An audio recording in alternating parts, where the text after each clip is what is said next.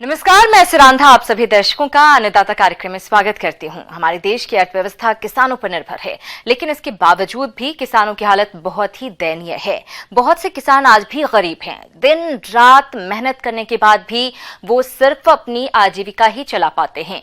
ऐसे ही भारतीय किसानों को खेती बाड़ी से जुड़ी हुई बहुत सी नई लाभकारी जानकारियां देकर समृद्ध बनाने के लिए हर रोज सुबह हम आपके साथ आते हैं। तो चलिए कार्यक्रम की शुरुआत करने से पहले देखते हैं क्या है आज के अन्नदाता में। मिर्च की फसल लगभग पूरे साल खेतों में देख सकते हैं। इसकी खेती से हमारे किसानों को अच्छी आय भी मिलती है, लेकिन मिर्च की फसल में कई बार रोग कीटों के प्रकोप से भारी नुकसान भी देखा गया है। ऐसे में इसकी खेती करने वाले किसान रोग कीटों से फसल को बचाने के लिए कौन कौन से जरूरी उपाय अपनाएं, इस पर विस्तार से बता रहे हैं कृषि विज्ञान केंद्र दलीप नगर कानपुर देहात के डॉक्टर अभिमन्यु यादव। जैसा कि जानते हैं कि मिर्च हमारे एक मसाले वाली या सब्जी वाली महत्वपूर्ण फसल है और इसके जो फल होते हैं वो बहुत तरीक़ों से उपयोग किए जाते हैं। इसका बाज़ार भाव भी अच्छा होता है, किसान भाइयों को फ़ायदा भी होता है, परंतु इसमें तमाम तरह के रोग और कीड़े लगते हैं जिनका समय समय से प्रबंधन यदि किया जाए तो और अधिक उत्पादन प्राप्त होता है। जहाँ तक इसमें बीमारियों के संबंध में है, सबसे ज़्यादा महत्वपूर्ण बीमारी होती है पत्तियों में पर्णकुंचन बीमारी, या ये कह सकते हैं कि पत्तियाँ टेढ़ी मेढ़ी हो जाती हैं, पौधे बंझे हो जाते हैं, पत्तियों में दाग बन जाते हैं, पीले पीले पत्तियाँ कुरूप हो जाती हैं और हमारे जो ऐसे प्रभावित पौधे होते हैं उनमें फूल और फल कम आते हैं, जिसके कारण से उत्पादन कम हो जाता है। तो ऐसी जो समस्याएं हैं ये विषाणु की भी समस्या हो सकती है और ये थ्रिप्स के कारण से भी हो सकती है। साथ ही साथ ये समस्या मकड़ी की वजह से भी हो सकती है, जिसको कुल मिलाकर के हमारे पौधे बंझे रूप में या जो रूप होना चाहिए उस रूप में ना होकर कुरूप हो जाते हैं। जहाँ तक विषाणु की समस्या है, विषाणु की समस्या की वजह से पौधों की पत्तियों में पीले पीले रंग के धब्बे बन जाते हैं या पीले धब्बे में हरी लाइन हो जाती है, छोटे छोटे उभार होते हैं, पत्तियाँ टेढ़ी मेढ़ी हो जाती हैं, तमाम तरह के विकार दिखाई देते हैं। तो ये विषाणु की समस्या होती है और इस विषाणु की समस्या के प्रबंधन करने के लिए हमें ज़रूरी होता है कि बीज से ही हम सावधानी बरतें। जो बीज लाएं वो प्रमाणित बीज होना चाहिए और जहां से खरीदें वो विश्वसनीय संस्था होना चाहिए। और फिर उस बीज को लेकर के जब नर्सरी में उगाने जा रहे हों तो nursery low tunnel poly house के अंदर होना चाहिए। यदि हम लो टनल पॉली हाउस लगाए हैं तो बाहर से विषाणु रोग, जो सफ़ेद मक्खी होता है उसकी वजह से बाहर से विषाणु रोग खेत में नहीं आ पाएगा या नर्सरी में नहीं आ पाएगा। और जब हमारे नर्सरी में पौधे स्वस्थ होंगे तो आगे हमारी फसल स्वस्थ होगी। तो इस तरीके से जब नर्सरी हम लो टनल पॉली हाउस में तैयार कर लें और फिर रोपाई करें, रोपाई के बाद जब अगर हमारी खड़ी फसल में इस तरह के विषाणु वाले जो लक्षण दिखाई देते हैं वो लक्षण यदि दिखाई दे तो पौधे को तुरंत उखाड़ करके किसी गड्ढे में दबा देना चाहिए। और इसके अलावा जो दवाइयों का इस्तेमाल करना है उनमें से नीम बेस उत्पाद जैसे नीम का तेल 20 से 25 मिलीलीटर मात्रा 1 लीटर पानी में घोल बनाकर छिड़काव कर सकते हैं, या नीम की गुठली का अर्क 5% के घोल का छिड़काव कर सकते हैं, या फिर जो दूसरी रासायनिक दवाइयाँ आती हैं जैसे इमीडाक्लोपिड आती है उसकी 1 ml 3 लीटर पानी में घोल बनाकर छिड़काव कर दें। तो ये विषाणु वाली जो समस्या एक पौधे से दूसरे पौधे में जाती है ये रुक जाएगी और फैलेगी नहीं। इसके अलावा जो बीमारियां हैं उन बीमारियों में एक एंथ्रेक्नोज नामक बीमारी होती है जिसको रुच्छ रोग भी कह सकते हैं।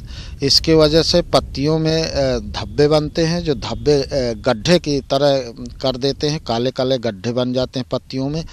और जब रोग उग्र रूप धारण करता है तो फलों में भी धब्बे बन जाते हैं और धब्बे जो होते हैं वो नीचे की तरफ को गड्ढे जैसे हो जाते हैं, जिसकी वजह से फल कुरूप दिखाई देता है, फल की क्वालिटी ख़राब हो जाती है और रोग बढ़ने से फल सड़ भी जाता है।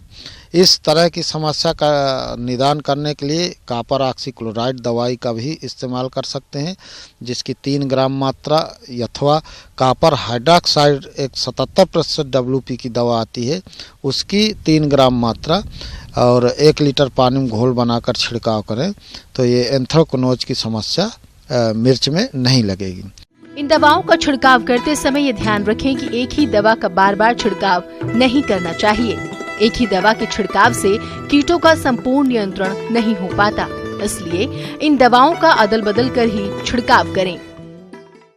जो अगली समस्या होती है बीमारी की ही, वो बीमारी में से जब मिर्च पका होता है या पकने की अवस्था में होता है तो फल सड़न बीमारी लगती है, जिसकी वजह से पहले छोटा धब्बा बनता है और फिर धीरे धीरे पूरे फल में फैल जाती है बीमारी, जिसकी वजह से मिर्च सड़ जाता है फल।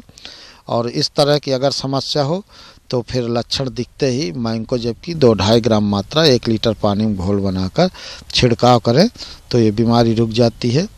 जहाँ तक उसकी है मकड़ी की समस्या, जिसमें येलो मकड़ी या लाल मकड़ी के नाम से जानते हैं, इसके कारण से पत्तियां के निचले सतह का रस चूसा जाता है मकड़ी द्वारा, जिसकी वजह से जो पत्तियों का किनारा होता है वो नीचे की ओर को मुड़ जाता है, जिसको हम कह सकते हैं कि उल्टी नाव की तरह मुड़ जाती हैं पत्तियां।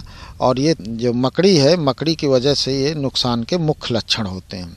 यदि इस तरह की समस्या दिखाई दे तो हमको जो उपाय हैं वो करने के लिए जो मकड़ी नाशक दवाइयां हैं उनका इस्तेमाल किया जाता है। मकड़ी नाशक दवाइयों में एक दवाई आती है ओमाइट के नाम से, जिसकी 2 ml मात्रा 1 लीटर पानी में घोल बनाकर छिड़काव करें, अथवा फिर एक सिम्बा आती है। दूसरी जो और दवाई आती है वोल्टेज के नाम से बिकती है। एक कोई भी दवा मिले जिसकी 2 ml मात्रा 1 लीटर पानी में घोल बनाकर छिड़काव करें, या फिर घुलनशील सल्फर आता है, उसकी 2 ग्राम मात्रा 1 लीटर पानी में घोल बनाकर छिड़काव करें तो मकड़ी वाली समस्या को रोक सकते हैं। जहाँ तक कीड़ों के संबंध में, कीड़े बहुत ज़्यादा नहीं लगते, लेकिन फल छेदक कह सकते हैं, फलों में सूड़ी लगती है मिर्च में भी, और इसकी वजह से भी फलों में सूड़ियाँ छेद कर देती हैं, जिसकी वजह से फल खराब हो जाते हैं। और इसके जो सूड़ी की समस्या है, सूड़ी की समस्या को रोकने के लिए हम कीटनाशक दवाई या नीम के तेल का उपयोग कर सकते हैं। नीम का तेल 20 से 25 ml 1 लीटर पानी में घोल बनाकर छिड़काव करें, अथवा जो कीटनाशक दवाइयाँ हैं उनमें से इंडाक्सा कार्ब है, जो धावा या धावा गोल्ड के नाम से बिकती है, उसकी आधा ml मात्रा 1 लीटर पानी में घोल बनाकर छिड़काव करें तो ये मिर्च में कीट का जो सूड़ी होती है फल छेदक, उसका प्रबंधन हो जाता है। और इस तरह से यदि किसान भाई समय से अपना रोग कीड़े का प्रबंधन करेंगे, अपने खेत की साफ सफाई रखेंगे और खेत में पोषक तत्वों और सिंचाई की व्यवस्था सही रखेंगे तो निश्चित रूप से अच्छा उत्पादन प्राप्त होगा और लाभ होगा। धन्यवाद। संरक्षित खेती के अंतर्गत प्रदेश के बहुत से किसान भाई पॉली हाउस और शेड नेट में खेती करके कम जगह से अधिक मुनाफा ले रहे हैं। इस तकनीक को अपनाने में लागत तो अधिक आती है, लेकिन इसमें खुले खेत की तुलना में उत्पादन अधिक होता है। इसकी लागत कम करने के लिए आप अनुदान भी ले सकते हैं और संरक्षित खेती से अधिक आमदनी कमा सकते हैं। इस बारे में विस्तार से जानते हैं university of agriculture technology Banda के डॉक्टर अजय कुमार सिंह से। संरक्षित खेती जो है क्या होती है, सबसे पहले ये जानना जरूरी है, क्योंकि संरक्षित खेती जो है वो समय की मांग है। जैसे हमारा देश की जनसंख्या बढ़ रही है, उत्पादन बढ़ता जा रहा है, लेकिन हमारे जो उसके उपभोक्ता हैं वो बहुत ज़्यादा हो गए हैं, 125 करोड़ से ज़्यादा हो गए हैं। तो हमें अब ज़रूरत है कि प्रति स्क्वायर मीटर से हम उत्पादन जो है बढ़ाएं। उसके लिए हमें संरक्षण खेती करनी पड़ेगी। दूसरा है कि जलवायु परिवर्तन हो रहा है, तो जलवायु परिवर्तन के कारण क्या हो रहा है कि समय के साथ जो है बारिश नहीं हो रही है, कभी अलग समय बारिश हो जाती है, सूखा पड़ जाता है, या फिर अन्य जैसे जैविक कारक हो गए आपके पशु पक्षी कीड़े या बीमारियां। दूसरा आपका देखेंगे अजैविक कारण जैसे हैं कि असमय बारिश होना या ओले पड़ना या अधिक ठंडा पड़ना। तो हमें पौधों को उत्पादन के लिए हमें उसको संरक्षण में ही उगाना पड़ेगा। तो इसको हम बोलते हैं संरक्षित खेती। और संरक्षित खेती में हम ऐसी फसलों का चुनाव करते हैं जो कि मूल्यवान सब्जियां होती हैं, जो वेट में कम होती हैं, इनका रेट मार्केट में ज़्यादा मिलता है। जैसे कि आप देखेंगे सब्जियों में शिमला मिर्च हो गई, या फिर टमाटर हो गया, या खीरा। और अगर फूलों की बात करें तो फूलों में आपका गुलाब और गुलदाउदी, फिर आपका कार्नेशन और दूसरा लीलियम जैसे फसलें हैं जो कि इनका बाज़ार में मूल्य ज़्यादा मिलता है। वेट कम होता है लेकिन मूल्य ज़्यादा होता है। तो संरक्षित खेती में क्या करना होता है कि आपको एक संरचना बनानी होती है जो कि झोपड़ी नुमा आकार का कोई भी संरचना होगी। अगर उसको हम पॉलीथीन से ढक दें तो उसे पॉली हाउस कहेंगे, और अगर हम उसको नेट से ढक दें, जाली से, हरे रंग की या काले रंग से, तो उसको हम नेट हाउस बोलेंगे, शेड नेट हाउस बोलेंगे। सबसे पहले कि संरक्षित जो खेती होती है उसको किस सिद्धांत पे काम करती है, एक पर्टिकुलर सिद्धांत पे काम करती है, इसको बोलते हैं हरित गृह प्रभाव, जिसमें कि हम दो चीज़ों को ट्रैप करते हैं। पहला तो है कि सूरज की रोशनी की गर्मी को हम उस कांच घर में या पॉली हाउस के बने हुए घर में कैद कर लेते हैं, जिससे कि अंदर की ऊष्मा बढ़ जाती है। दूसरा है कि कार्बन डाइऑक्साइड गैस, जो कि मुख्य कारक होता है पौधों में भोजन बनाने का। अगर हम इन दोनों चीज़ों को कंट्रोल कर लेते हैं पॉली हाउस के अंदर, तो हम साल में कभी भी किसी भी समय कोई भी फसल उगा सकते हैं। तो एक तो ये फ़ायदा है। दूसरा, पॉली हाउस का जो मुख्य फ़ायदे हैं वो ये हैं कि आप उसमें आप बेमौसमी सब्जियों का या फलों का, फूलों का उत्पादन कर सकते हैं। बेमौसमी मतलब समय से हटकर। जो सीजन में सब्जियां होती हैं, अगर उसको हम 15 दिन पहले तैयार कर लें किसी भी तरीके से, तो वो बेमौसमी हो जाती हैं। तो इसमें हम लोग क्या करते हैं कि एक छोटी छोटी पॉलीथीन की सुरंग बनाई जाती है, पॉली हाउस का छोटा रूप होता है, उसमें पहले पौध तैयार करते हैं और फिर हम पॉली हाउस में लगा देते हैं। तो इस तरह से क्या होता है कि आपकी जो सब्जी है वो, या फल है या फूल है, वो पहले तैयार हो जाता है मार्केट में, उसकी कीमत ज़्यादा मिलती है। दूसरा, आप देखेंगे कि इसका जो ढांचा है अलग अलग, कि कोई हरी जाली से ढका होगा, कुछ पॉलीथीन से ढका होगा, तो ये इसका पर्पज़ होता है। अगर ये हरी जाली से ढका होता है तो इसका पर्पज़ ये है कि हमें कुछ ऐसी फसलें इसमें लगानी है जो कि छाया में हो जाती हैं, जिनको छाया चाहिए अच्छे उत्पादन। जैसे लीलियम में एक फ्लावर है जिसको कि 50% लाइट कट चाहिए, तब वो उत्पादन देता है और अच्छी क्वालिटी का इंटरनेशनल मार्केट का आपको उसका उत्पादन मिलता है। इसका फ़ायदा ये है, हरी जाली का सामने जो दिख रहा है, कि आप गर्मियों में भी धनिया, मेथी और इस तरह की पत्तेदार सब्जियों को उगा सकते हैं, जो कि नॉर्मली क्या होता है हमारा जाड़ों में पैदा होता है। तो इस तरह से वो बेमौसमी हो जाएगा और बेमौसम आप उस सब्जी का भी आनंद ले सकते हैं। तीसरा, इसका फ़ायदा यह है कि कुछ फसलें ऐसी हैं जिनको कि हम कटिंग या कर्तन जिसे कहते हैं उससे तैयार करी जाती है। फूल के हैं या फिर और दूसरे फलदार पौधे हैं, उनकी कटिंग या बडिंग से तैयार करे जाते हैं। तो उनका जो प्रोपगेशन होता है, प्रवर्धन होता है, उसके लिए ज़्यादा ह्यूमिडिटी चाहिए और छाया चाहिए। तो ये नेचुरली प्रोवाइड करता है, और ज़्यादातर हम प्रवर्धन जो है फलों का या फूलों के जो पौधे हैं उसका इस हरी जाली के अंदर ही करते हैं।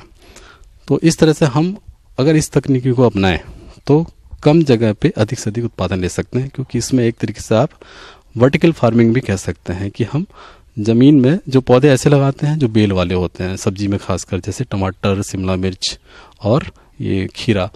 तो टमाटर का जैसे आप आजकल बहुत सारे हाइब्रिड्स आ चुके हैं मार्केट में बेल वाली, अगर में अच्छी तरह से उगाया जाए तो 12 से 15 फीट हाइट तक चले जाते हैं, और एक पेड़ से कम 7 से 8 किलो टमाटर आप ले सकते हैं। तो एक अगर पॉली हाउस आपका नॉर्मली अगर 100 स्क्वायर मीटर या 200 स्क्वायर मीटर का है, तो 200 स्क्वायर मीटर के पॉली हाउस में 400 से पौधे आते हैं टमाटर के, और एक पौधे से 7 से 8 किलो टमाटर अच्छी अगर हम उसको मैनेजमेंट करें तो मिल जाता है। तो इस तरीके से आप देखेंगे कि उसमें उत्पादन भी अच्छी होता है, और टमाटर चूँकि बाज़ार में आसानी से बिक जाता है तो उसको हम उगा सकते हैं। फूलों की बात करें तो सबसे अधिक फ़ायदा जो है पॉली हाउस का फूलों को उत्पादन से ही होता है, लेकिन फूलों के साथ समस्या क्या है कि उसकी बाज़ार जो है दूर होता है। इसलिए हम फूलों को किसानों से कहते हैं कि तब उगाएं जब उसकी बाज़ार की उपलब्धता हो। अगर फूलों को उगाते हैं तो पर स्क्वायर मीटर या पॉली हाउस से सबसे अधिक फ़ायदा उठा सकते हैं। जैसे कि हम बात करें गुलाब की, गुलाब को अगर हम लगाते हैं हाइब्रिड जो गुलाब हैं, तो पर स्क्वायर मीटर कम से कम 7 या 8 पौधे लगते हैं, और 1 स्क्वायर मीटर से कम 200 से 250 आपकी पुष्प डंडियाँ मिलती हैं, और एक डंडी 4 से 5 रुपये मार्केट में नॉर्मल रेट में बिकती है। तो आप देख सकते हैं कि पर स्क्वायर मीटर आपको 200 डंडियाँ मिली, अगर हम 5 से मल्टीप्लाई करें तो 1000 रुपये पर स्क्वायर मीटर आपको कुल आमदनी प्राप्त होती है। इसी तरह से अगर उसको मल्टीप्लाई करें 1000 स्क्वायर मीटर से, तो इस तरह से आपको बहुत ज़्यादा फ़ायदा होता है, लेकिन बशर्ते आपकी मार्केट नियर बाई होनी चाहिए। प्रदेश के जो किसान भाई पॉली हाउस या शेडनेट लगवाना चाहते हैं, उन्हें केंद्र और राज्य सरकार 60 से 70% तक अनुदान दे रही है, ताकि किसान पॉली हाउस या शेडनेट को अपने खेतों में लगवाकर बेमौसमी फसलें उगाकर अधिक लाभ ले सके। किसान भाइयों, अनुदान से संबंधित किसी भी तरह की जानकारी के लिए आप अपने जिले के उद्यान विभाग में संपर्क करें। तो इस तरह से फूलों और सब्जियों में अगर हम कहें तो सब्जियों को ज़्यादा कहते हैं, क्योंकि सब्जियों की स्थानीय बाजार होता है और उसको उगाकर, लेकिन हम हमेशा इसमें मूल्यवान सब्जियां ही उगाते हैं, वो नॉर्मल सब्जियों को कम उगाते हैं। जॉन डियर अन्नदाता हेल्पलाइन निःशुल्क फोन संपर्क सेवा के माध्यम से आपके द्वारा पूछे गए प्रश्नों में से 1 या 2 महत्वपूर्ण प्रश्न को हम अपने कार्यक्रम में शामिल करते हैं। इसी के तहत आज का चयनित प्रश्न और उसका जवाब इस प्रकार है। निःशुल्क अन्नदाता हेल्पलाइन में आज हमने जिस प्रश्न को शामिल किया है उसे पूछा है ग्राम उधोपुरा, जिला मुरादाबाद के हरिकेश यादव ने। आपने गुलाब की फसल में इस समय किए जाने वाले जरूरी कार्यों के बारे में जानकारी चाहिए है, तो इसके लिए देखिए कार्यक्रम का यह अंश।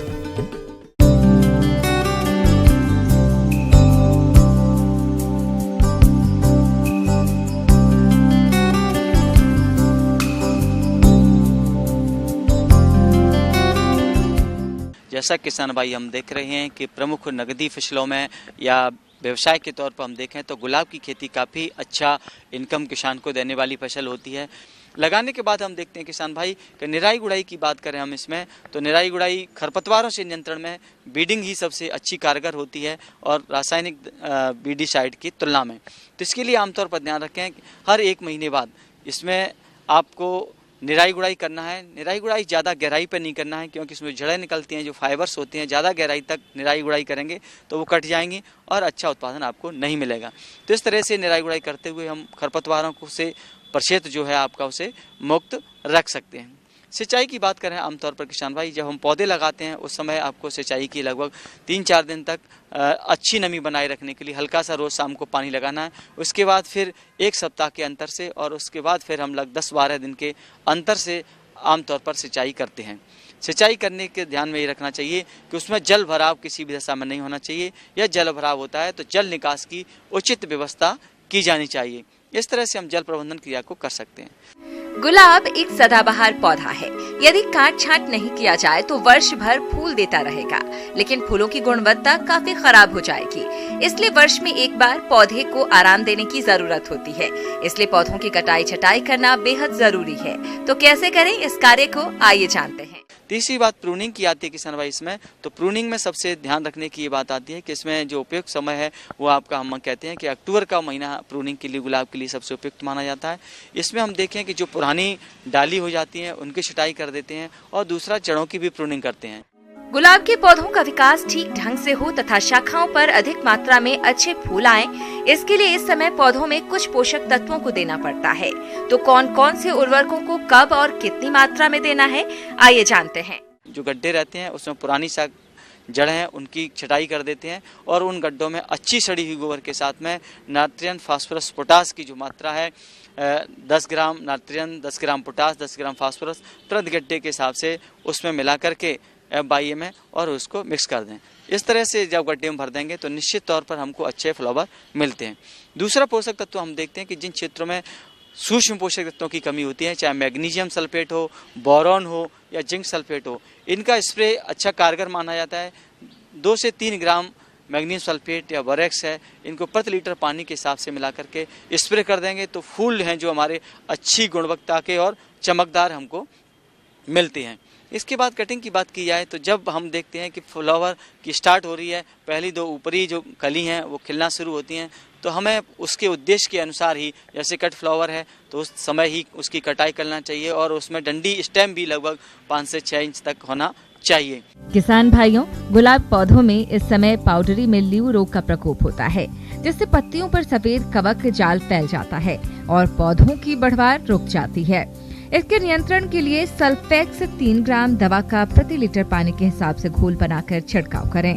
जहां तक बात कीटों की है, गुलाब में इस समय सबसे ज्यादा लाल मकड़ी का प्रकोप होता है, जो कि पौधों का रस चूसकर हानि पहुंचाती हैं। इसके नियंत्रण के लिए ओमाइट दवा 1 ग्राम प्रति लीटर पानी में घोलकर छिड़काव करना चाहिए। किसान भाइयों, फसल में माहू कीट का प्रकोप भी होता है। ये कीट पौधों के कोमल भागों का रस चूसकर हानि पहुंचाते हैं और इनका प्रकोप झुंडों में होता है। कीट प्रकोप की उग्रता में पौधे की ऊपरी पत्तियां पीली पड़ने लगती हैं। साथ ही ये कीट मधु स्रावित करते हैं, जिसके कारण पौधे अपने भोजन का निर्माण नहीं कर पाते और कमजोर होकर सूखने लगते हैं। इस कीट की रोकथाम के लिए नीम तेल 5 मिलीलीटर प्रति लीटर पानी में घोलकर छिड़काव करना चाहिए। यदि इससे भी कीट का प्रकोप कम न हो, तब रासायनिक दवा जैसे इमिडाक्लोप्रिड 1 मिलीलीटर प्रति 3 लीटर पानी में घोलकर छिड़काव करना चाहिए। आइए अब एक नजर डालते हैं राज्य की कुछ चुनी हुई मंडियों के प्रमुख फसलों के बाजार भाव पर।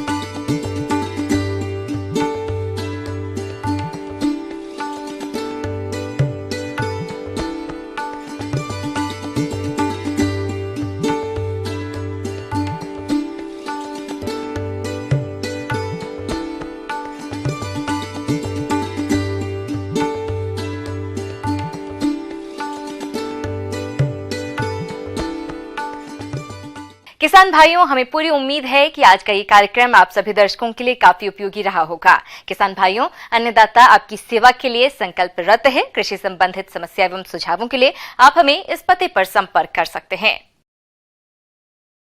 प्रोड्यूसर अन्नदाता, news 18 Uttar Pradesh Uttarakhand, Ramoji film city, Hyderabad 501512। साथ ही आप हमें ईमेल भी कर सकते हैं। हमारा ईमेल है p18annadata@nw18.com। इसके अतिरिक्त आप हमें जॉन डियर निःशुल्क हेल्पलाइन नंबर 180041921555 पर सोमवार से शनिवार सुबह 10 बजे से शाम 4 बजे के बीच संपर्क कर सकते हैं। आइए अब देखते हैं कल दिखाए जाने वाले कार्यक्रम की मुख्य झलकियां। विपरीत दशा में जैविक तरीके से शिमला मिर्च की खेती कर रहे एक सफल किसान से मुलाकात।